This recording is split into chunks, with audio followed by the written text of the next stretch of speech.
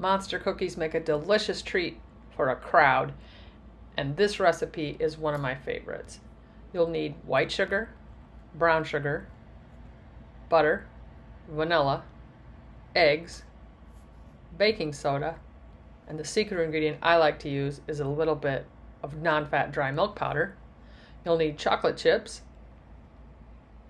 M&Ms. I like the mini M&Ms, and today I'm using both milk chocolate and peanut butter M&Ms, peanut butter, and oats. The best way to do this and the easiest way is to use a stand mixer. You could use a hand mixer if you wanted to, but the whole idea is to get the first ingredients really nice and fluffy, and that takes a lot of beating. So start with the paddle attachment to the mixer. To that, you're going to add the stick of softened butter, both sugars, which is the white sugar, brown sugar, and the peanut butter.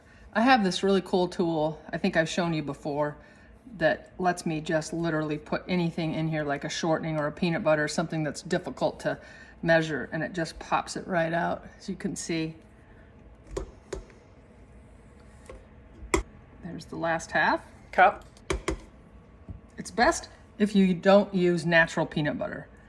You need to use probably an inexpensive peanut butter from the shelf in the store. Go ahead and beat those quite a while until they're well combined and creamy. And now you'll add 3 eggs, 1 tablespoon of vanilla extract. Beat that in well. Mix together.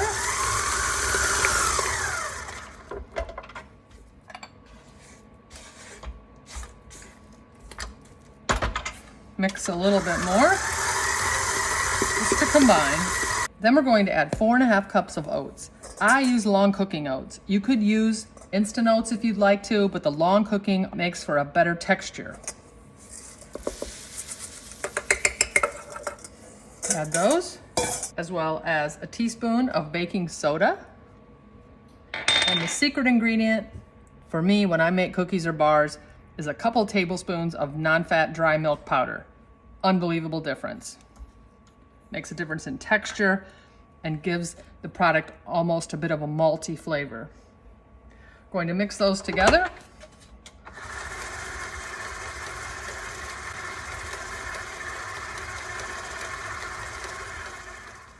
Then we'll add 1 cup chocolate chips, any kind you like.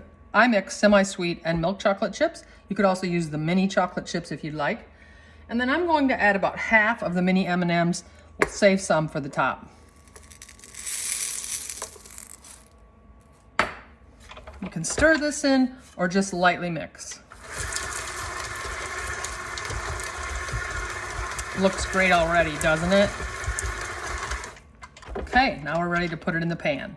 Next, take a 9x13 rimmed baking sheet, and I like to put a piece of parchment in here so that when these bars are done, we can simply lift them out and cut them that way. Dump your delicious dough onto the center of the cookie sheet. Just spray your hand with pan spray, wipe the other hand, and just start to press it out. Works way better than getting your hand wet. Then if you'd like to take a spatula, you can press down and get everything nice and even.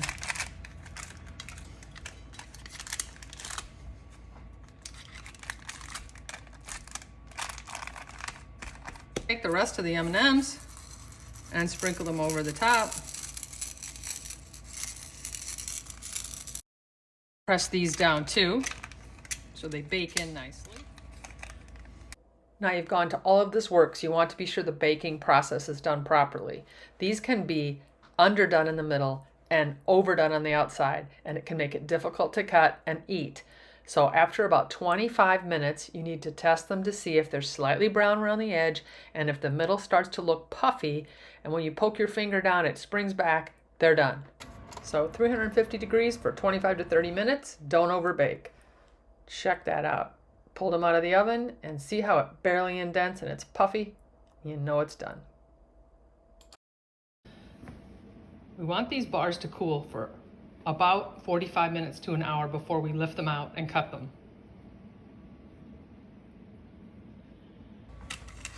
So they're nice and cool now, and we will take them. As you can see, we can just lift them right off of here. See, that makes it really nice to cut. Lift them off, slide them onto this cutting board. Yummy. You're gonna want to make these.